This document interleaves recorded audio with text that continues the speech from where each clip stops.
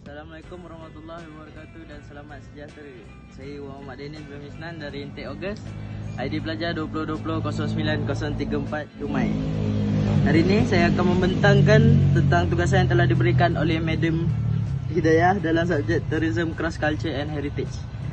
Saya ingin menceritakan tentang bandar bersejarah di Pulau Pinang, iaitu Georgetown.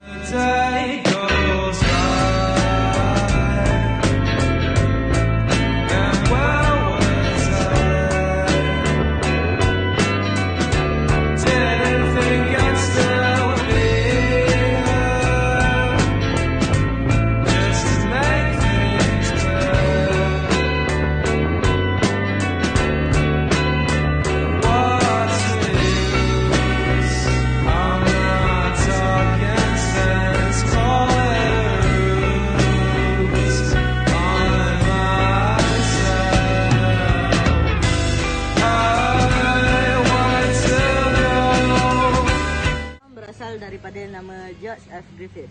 George menemui emas di kawasan itu pada 17 Jun 1859. Berasal dari Kentucky, saudaranya David T. Griffith telah datang ke Colorado pada Oktober 1858.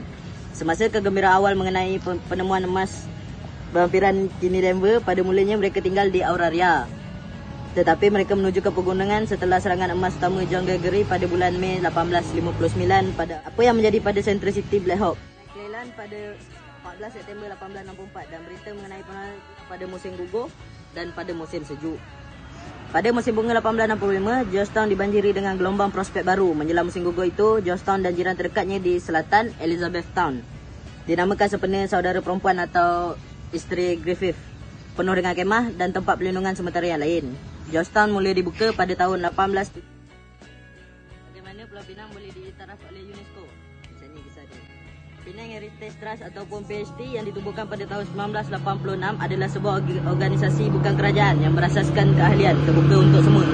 Itu sepenuhnya bergantung pada langganan keanggotaan, sumbangan dan hibah untuk meneruskan kerjanya dalam mempromosikan pemeliharaan warisan berwujud dan tidak berwujud di Pulau Pinang, dan berusaha menyelamatkan banyak bangunan bersejarah di negeri itu serta amalan dan nilai masyarakat dan budaya bersama. Samping itu, PHT menganjurkan program kesedaran budaya, pendidikan dan masyarakat untuk anggotanya dan orang ramai. Ia juga berusaha untuk bekerjasama dengan organisasi yang berfikiran sama, baik tempatan dan antarabangsa. Selepas kempen selama 10 tahun oleh Penang Heritage Trust ni, Georgetown dimasukkan bersama dengan Melaka ke dalam senarai warisan dunia UNESCO pada tahun 2008. Sejak itu, Amanah telah bekerja lebih keras untuk mempromosikan perlindungan perdagangan tradisional Pulau Pinang dan juga warisannya seni bina.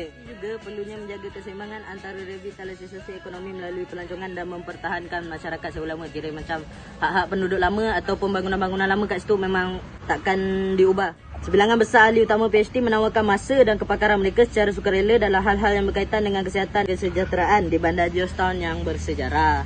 Buat saja Georgetown atau Pulau Pinang, memang orang ramai akan teringat tentang pelbagai jenis makanan. Georgetown memang tempat yang sesuai untuk pelancong yang minat untuk tahu tentang sejarah sesuatu atau food lover.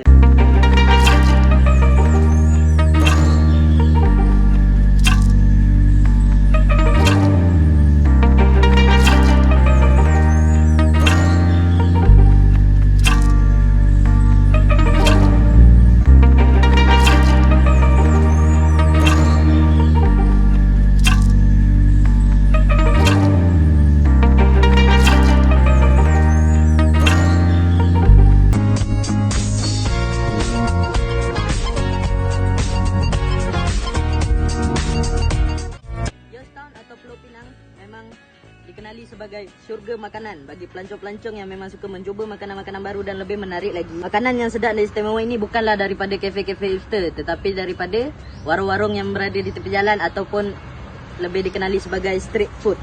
Tak peliklah kalau bandar ini mendapat pengiktirafan daripada UNESCO, sebab dia memang banyak bangunan-bangunan lama yang ada bangunan yang usianya lebih daripada 500 tahun.